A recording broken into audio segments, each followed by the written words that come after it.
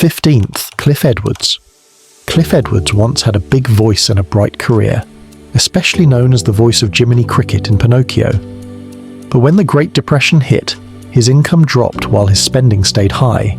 He had to pay a lot in alimony and also had a gambling problem that used up his savings. He filed for bankruptcy many times during the 1930s and 1940s. He was so desperate for money that he took any small acting or voice job he could find. Later in life, Walt Disney quietly helped pay some of his medical bills, recognizing how important Edwards had been to Disney's success. Sadly, when Edwards died in 1971, he had no money. His body was going to be used for medical study because no one claimed it. Only after Disney employees found out did the Actors Fund step in to give him a small funeral. It was a quiet end for someone who had once shined on stages across the country. 16th, Josephine Baker.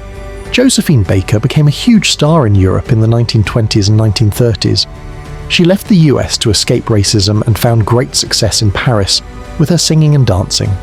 She earned millions in today's money, but her personal life was very expensive.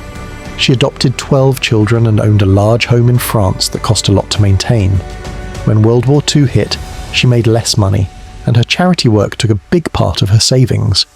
Because of racism, she also lost out on many job offers. In 1968, she declared bankruptcy and lost her beloved home. Still, she stayed strong.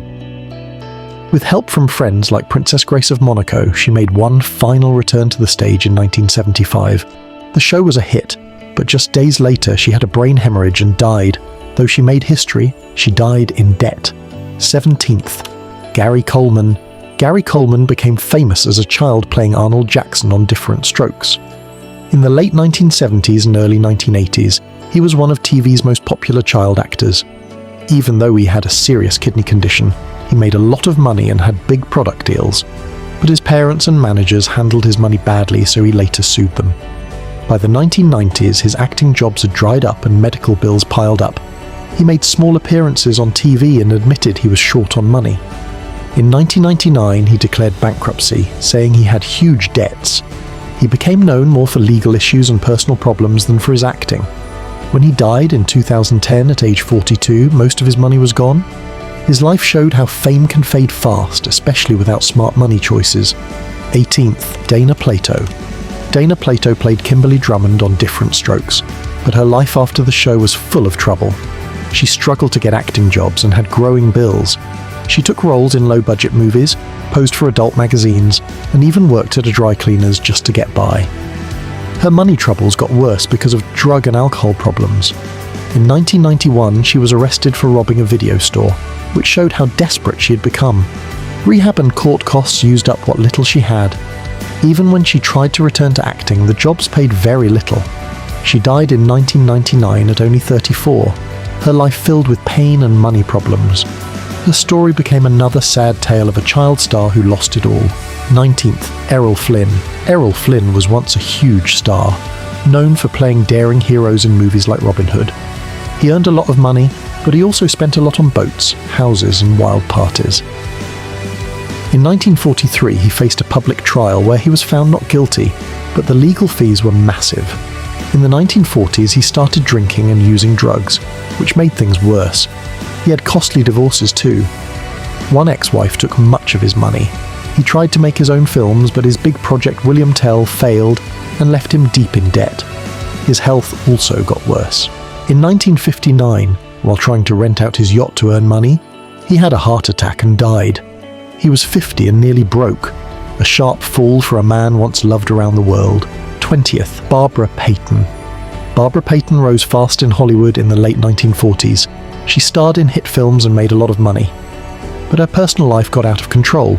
She was in a famous love triangle that ended in violence and hurt her career. Studios stopped hiring her. She took whatever roles she could, but they were few. By the 1960s, she had turned to prostitution and heavy drinking. Her health got worse, and she spent what little money she had. In 1963, she sold a book about her life for $2,000, but it didn't help for long. She died in 1967 at age 39 from liver and heart damage, broke and forgotten. Her story showed how fast fame can vanish. 21st, Marie Prévost. Marie Prévost was a silent film star in the 1920s. She made people laugh in funny films and was very popular. But when movies started using sound, her career fell.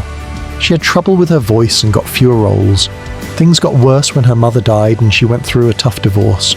She began drinking and gained weight, which hurt her career more. By 1935, she only got small roles and little pay. She lived in cheap rooms and had no savings. She died in 1937 at just 40 years old, with only $300 left. Her sad end helped lead to the creation of a support home for actors in need. 22nd, Veronica Lake. Veronica Lake was a 1940s film star known for her long blonde hair and film noir roles. She was famous and beautiful, but behind the scenes she struggled with alcohol and was hard to work with. Studios stopped hiring her. She lost her house due to unpaid taxes and she and her husband went bankrupt. With no big jobs left, she tried TV work, but the money was small. Depression and debt made her drinking worse. By the 1960s, she was working as a waitress in New York. She died in 1973 in a Vermont hospital, sick and broke. Her sad ending didn't match her once bright star power.